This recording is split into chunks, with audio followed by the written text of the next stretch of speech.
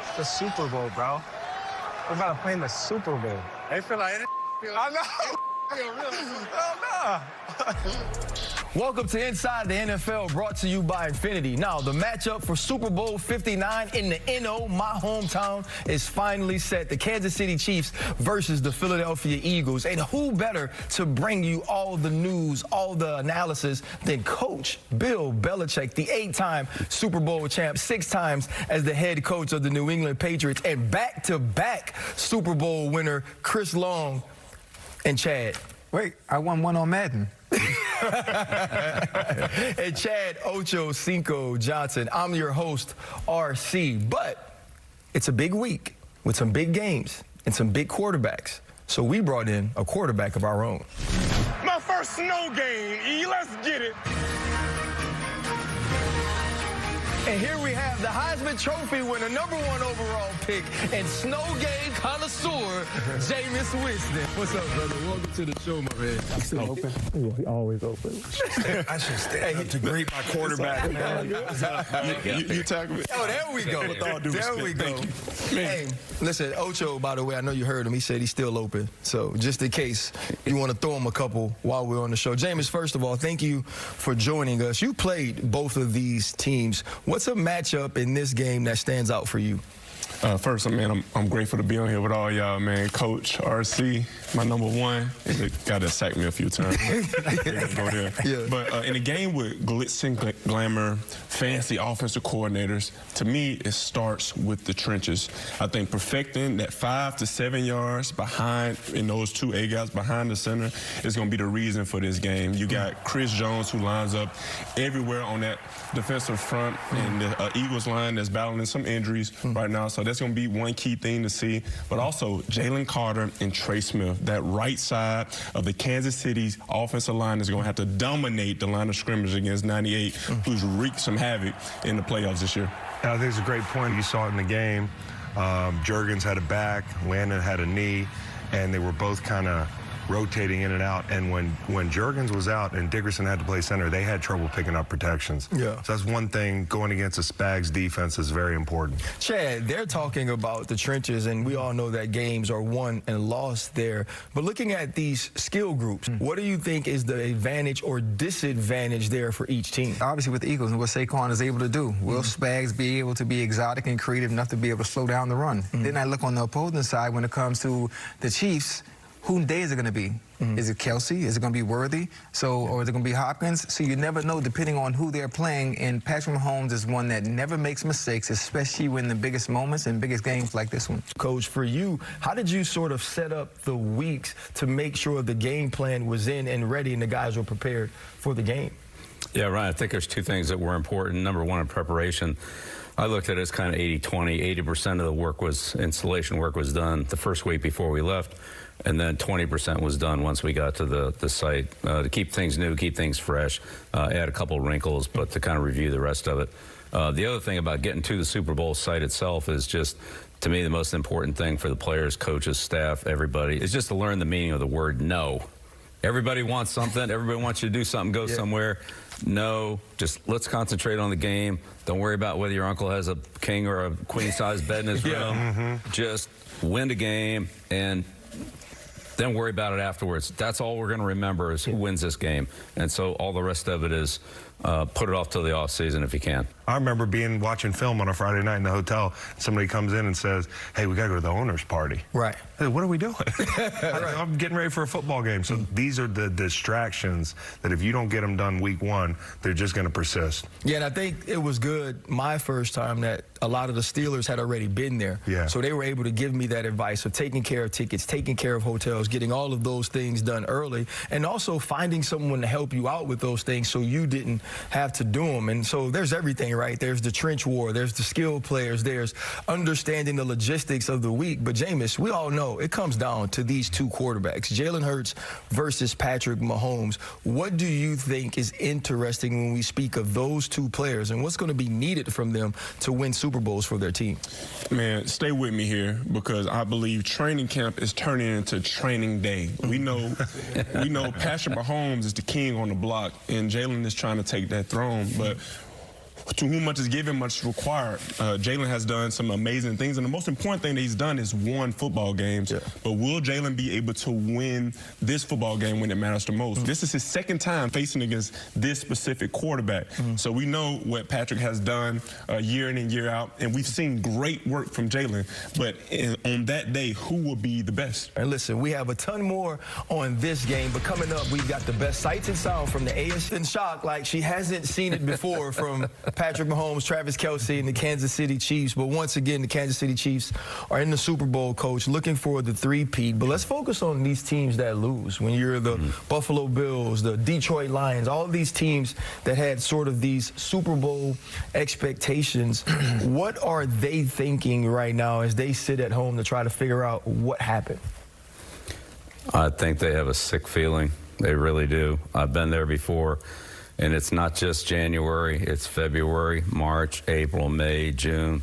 Those games just, they stick with you. You never forget them. And it's a long off season, but you've got to bounce back, and you got to be ready to go. But they just, you just say, I can't let that happen again. We can't lose that way. You got to find a way to eliminate those kind of mistakes in these critical games. Absolutely. Chad, when you see Patrick Mahomes sitting at the top of the hill, what are you thinking about those other guys? I mean, the other guys are going to have to wait.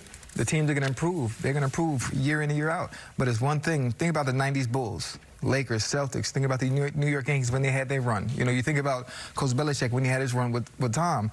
Like, at what point will Lamar, Joe Burrow, or anyone else have their Ben Roethlisberger moment, you know, or their Joe Flacco moment? Because you're going to always have to knock down the big dog. Mahomes is only 29. He's only 29, so he's going to play for what, maybe another decade? Yeah, Andy right. Reid will still be there. So even though other teams are improving, well, so are the Chiefs as well. So it's going to be a very, very long time, and everyone has to have their moment. If you're the Buffalo Bills, you sort of overachieved this year. What do you think are some of the next steps for them? It's about the team. It's not just about the quarterback. Patrick Mahomes has done everything to earn the right to be this generation's Tom Brady. Yeah. Okay? And Josh fell short. But you got to ask the question, how many points would the Buffalo Bills have scored on that secondary? Right. That's not good enough to be in the playoffs this deep, and definitely not good enough to beat the Chiefs, who have played complimentary football and kept good to great defenses on the field through the whole tenure. So I have a question for you. Would you rather be sort of wide receiver by committee, or would you like to know on 4th and 5, I have a guy on the outside that can win in this sort of moment? So when you're in those situations as the quarterback, you're analyzing who can I trust, right? Who's going to win my one-on-one matchup at any given moment? Like, who is my matchup nightmare on their team? Like, who's the duck for them? Like, every no question. has that one player that you like, that person's going to get attacked the whole game. We would call them fish if they were offensive linemen. So if you had an offensive lineman that was a problem, we call them fish. Yeah. But that's what the playoffs are about, too, is finding the weakness. But winning a Super Bowl is about, the little I know from being on two very good teams, is not making the big mistakes. It's not allowing your weakness to get exposed. I think the Chiefs have done a great job of that. Yeah, I think the biggest thing for me, having been in the playoffs, been in the Super Bowl, was who could show up as more of themselves than the other team. Yeah. By that point, you are who you are. You're going to win football games or lose football games the way you did the entire season. How do you accentuate your positives and minimize your weaknesses? Yeah. And I think that's what the Buffalo Bills were working to do. Obviously, this isn't a Josh Allen problem, right? Josh Allen is the reason that this team is consistently competitive, consistently a contender each and every year. But the biggest thing is this, man. Somebody's going to have to understand that to beat the Kansas City Chiefs and to move on in the playoffs, you can't defeat history. It's not about how many times they've won it. It's about the one time you have an opportunity to win it. And the Philadelphia Eagles will be the next team that get to try that. Speaking of that, when we come back, we'll take a look back at the NFC Championship. One more game to finish in the way that they'd like to. Philadelphia back again against the Kansas City Chiefs, Chris, and we know that Steve Spagnuolo is one of the best big game defensive coordinators in all of football, and he'll be focusing on how does he stop the Philadelphia Eagles, Jalen Hurts and Saquon Barkley. What are some of the things you're looking at for this matchup? To me, it's taking away Jalen's first read, trying to get him to hold the ball longer.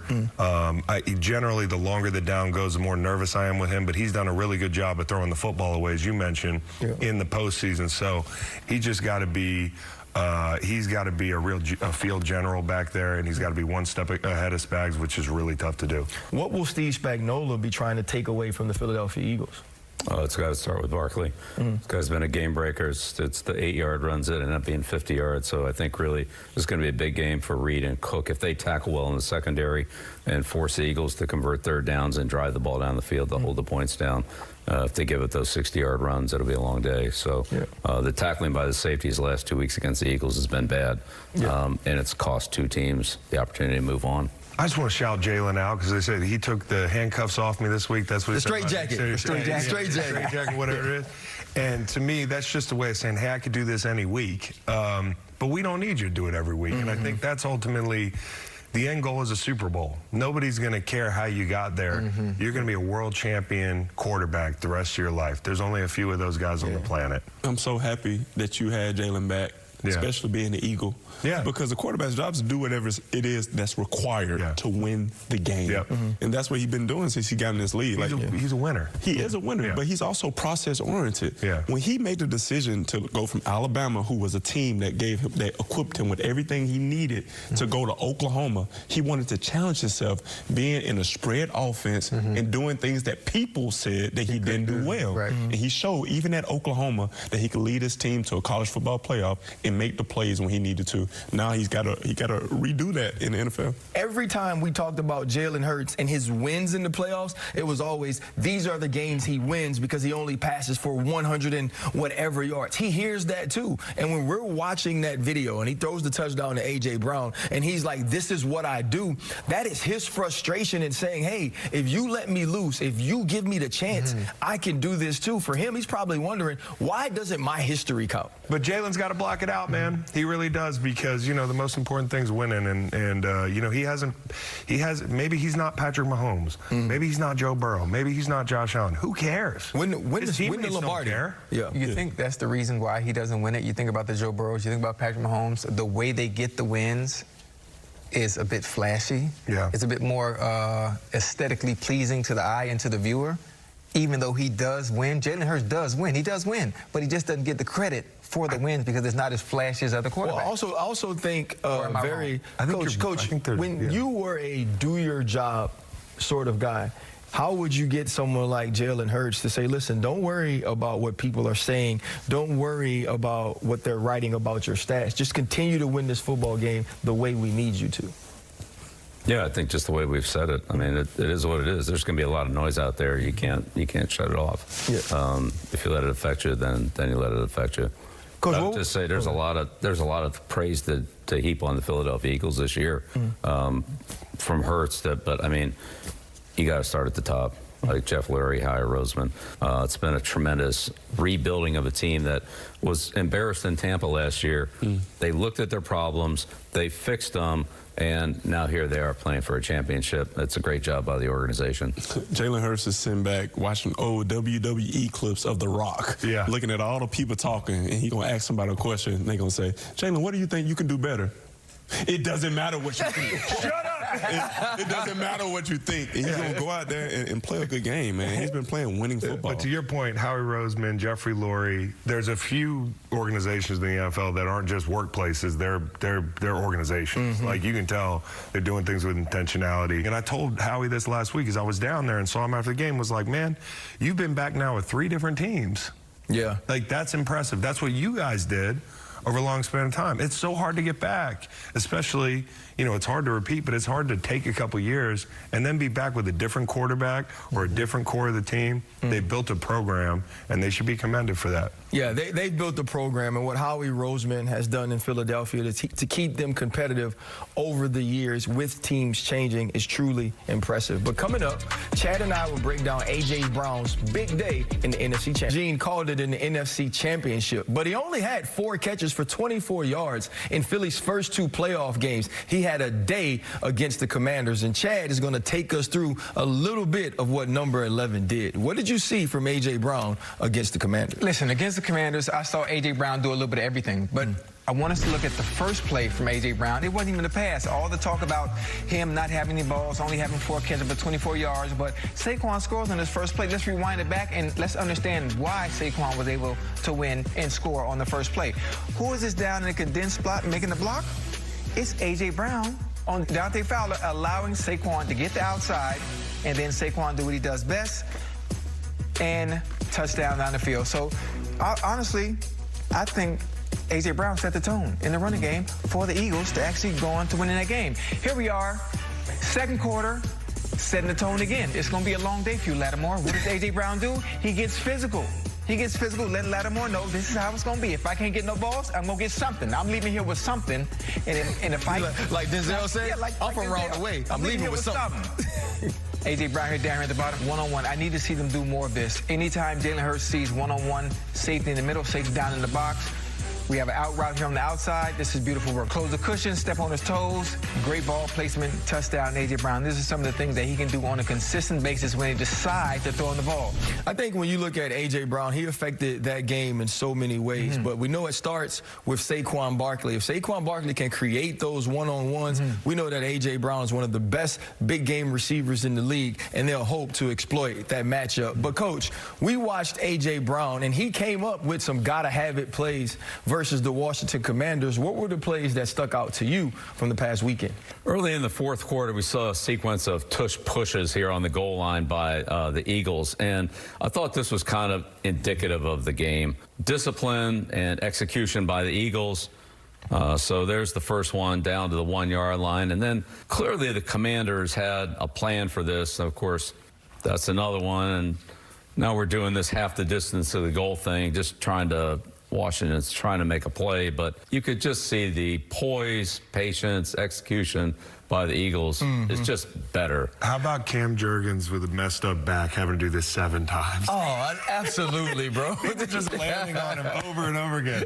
Shout out to Jurgens. But, you know, Kansas City, opening kickoff against the Texans, they double-team the 5 here, screen off the backside 5, and just one team's ready to go and one team isn't. You know, and here comes Okudah in for the Texans, misses a tackle, and it's a long run. And you know what? Nobody's even heard of this guy. Transferred from Cal to Fresno State, went on IR in 23, was on the practice squad all year this year, and then got called up in December and has had 2 big returns. This one against Buffalo last week was a huge play. First of all, give credit to these 2 guys down here that nobody's heard of. Okay, they're Vice and Mac Hollins. Yeah, that ain't the way. Great job over here on the Vice up on top. Now, the first problem on this play is it's 4th down and 10. 4th and long against the Kansas City Chiefs. Taub is going to give you double Vice, and he's going to eliminate these guys and get the return game going. So coverage is going to be a huge factor here. We want to try to get the ball outside the numbers, or at least not down the middle of the field here. But a great Vice outside. A great Vice up on top. Here he is. New name. You know what? You don't have to be an all-pro. You don't have to be an all-star player. And you don't have to have a lot of experience to make plays in the playoffs. You just have to go out there and play good. I think we had some guy named Brady did that.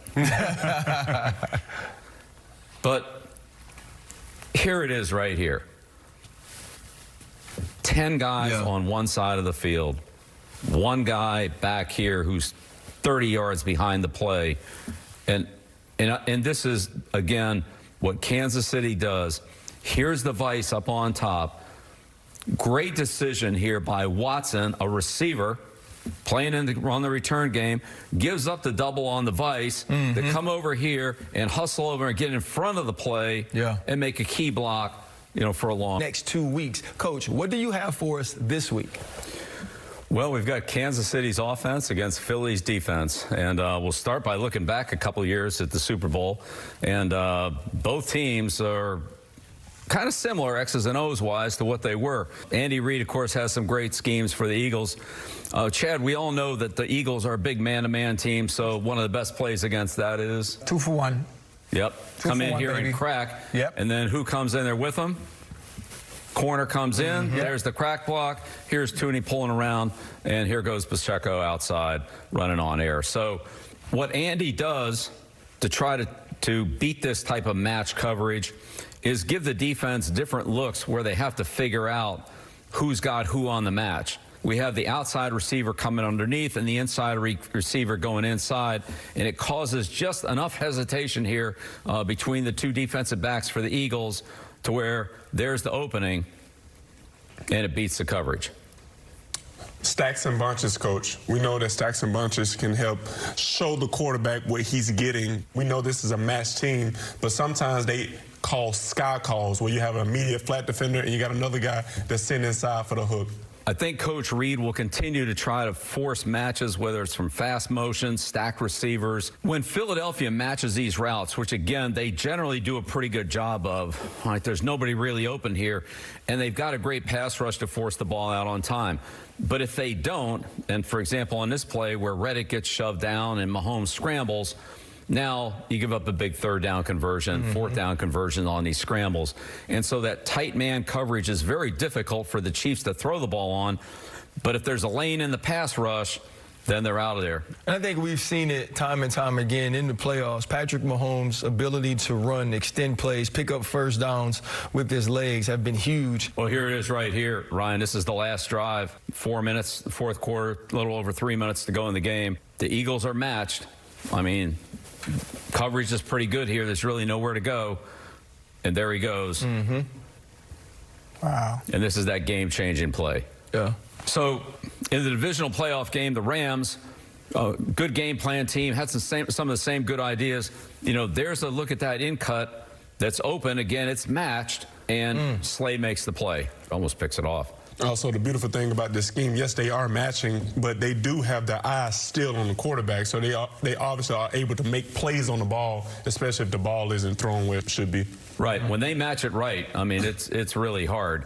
Because the Eagles don't match coverage by man-to-man, they usually slide across and match it from depth, especially when they're running like blitz zones like this. Sometimes the receivers can get matched up in a very advantageous way where you get a good receiver run against a safety, or Kelsey run against a safety or a linebacker. So these plays over the middle, if they can get the right matchups on that, I'm sure Coach Reed will try to do something like that. Again, there's not much time to throw the ball here. The pass rush for the Eagles is just consistently good.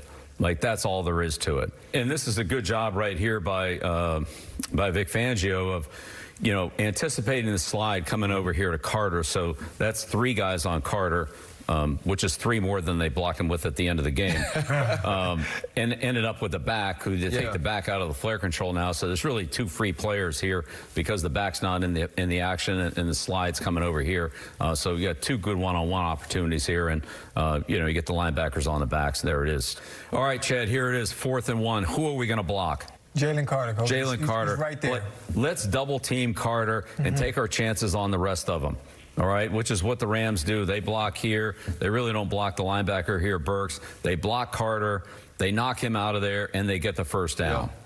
Yeah. You know, this is the kind of thing, again, that we just spoke about that the Chiefs did against the Eagles, and here they are doing it against the Texans.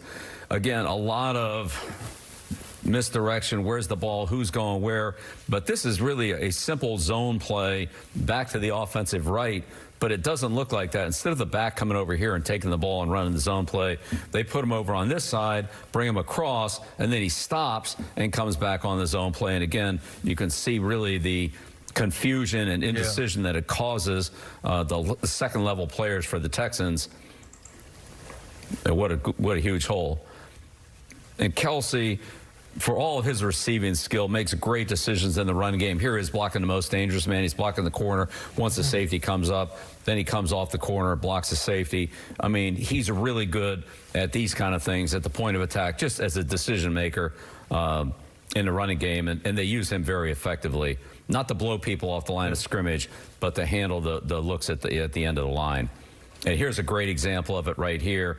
Here we got Will Anderson over here on Tooney, and Kelsey gives them the little bump, all right, so that we can seal him, and then Kelsey comes out and blocks the corner. He gets on his hip more than he gets on his shoulder. You know, That's where you want to hit him, exactly. Yeah, and that'll displace the strongest run defender. It's also capability over capacity.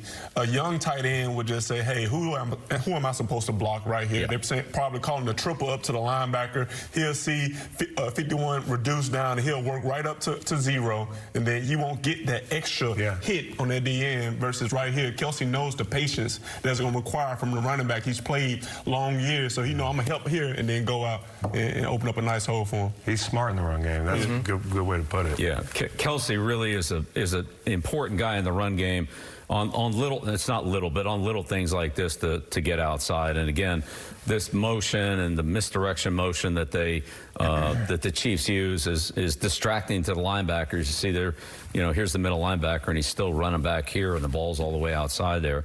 And not just the backers, Coach. Like the guys up front, it used to soften us. When we get somebody crossing our vision at the very last moment, it's